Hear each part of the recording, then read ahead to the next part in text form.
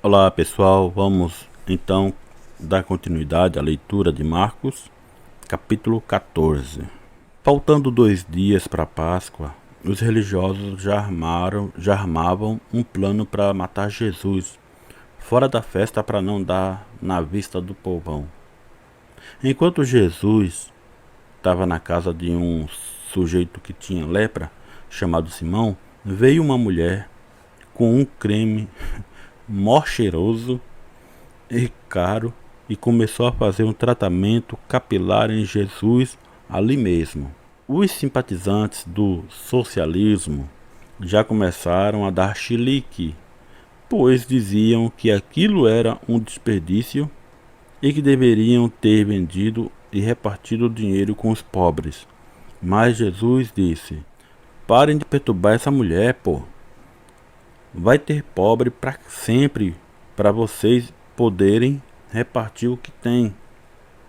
Mas eu tô aqui só mais uns dias. Ela nem sabe, mas tá me preparando para eu ficar bonitão no túmulo. E garanto que essa história vai ficar escrita na Bíblia para que ela seja lembrada para sempre. Judas Iscariote, que era um dos discípulos, procurou os religiosos para ver quanto que poderia ganhar vendendo informações privilegiadas sobre o mestre. E eles prometeram dar uma grana preta para ele caguetar Jesus. Nos dias em que se matava o animal que seria assado na Páscoa, os discípulos perguntaram para Jesus onde ele ia querer fazer a janta. E ele falou para irem para a cidade e acharem um cara transportando água. Era só perguntar para ele que o tal iria descolar um lugar maneiro. Indo eles, acharam um lugar super legal, prontinho para curtirem a festa. No final da tarde foram todos para lá. Jesus, que já manjava as coisas, disse para os discípulos quem um deles que estava sentado na mesa iria traí-lo. E a galera começou a ficar triste, pois cada um tinha medo de ser ele próprio. E Jesus disse: eu vou nessa, mas coitado do safado que me entregar.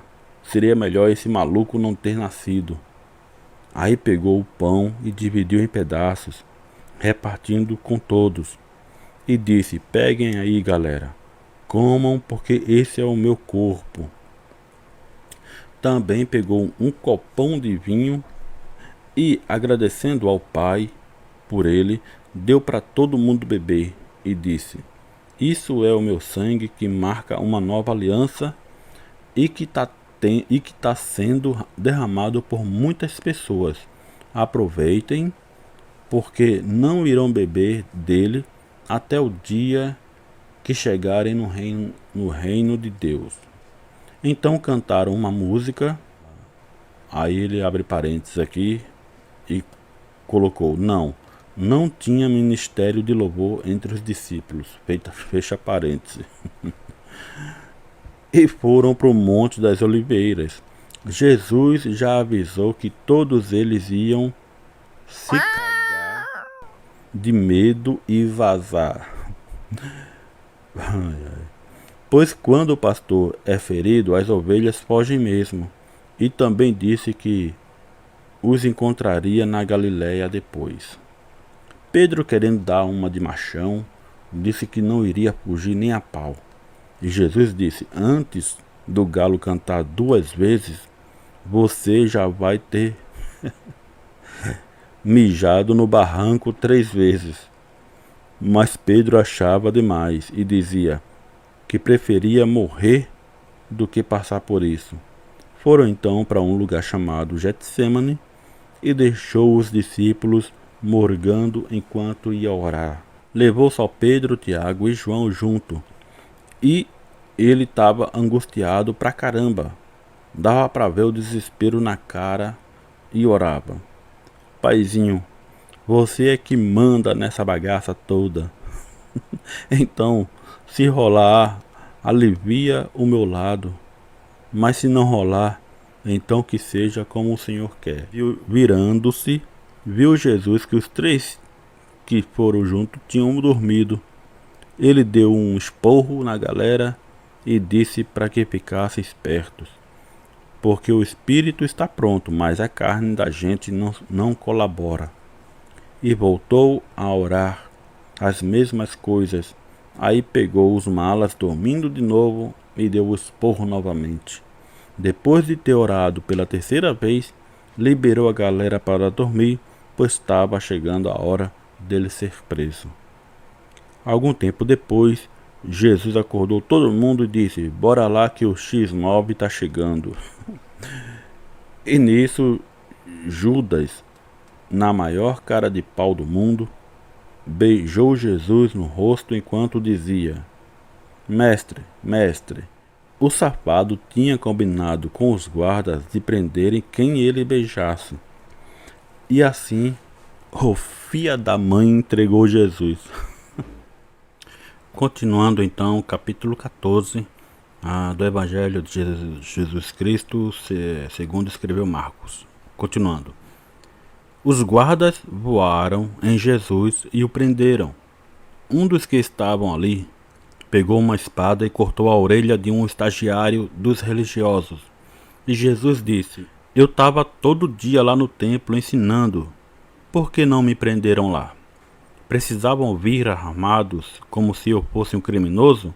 E os seus discípulos vazaram todo de medo.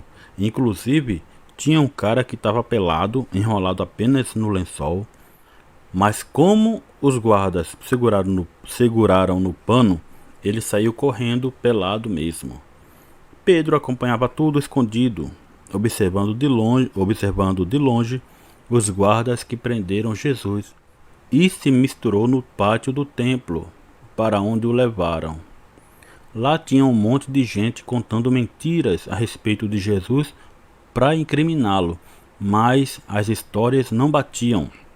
Jesus nem se preocupava em negar aquelas mentiras, e os religiosos acharam isso muito estranho. Então o chefão lá do templo perguntou com todas as letras: "Fala aí, maluco, você é o filho de Deus ou não?"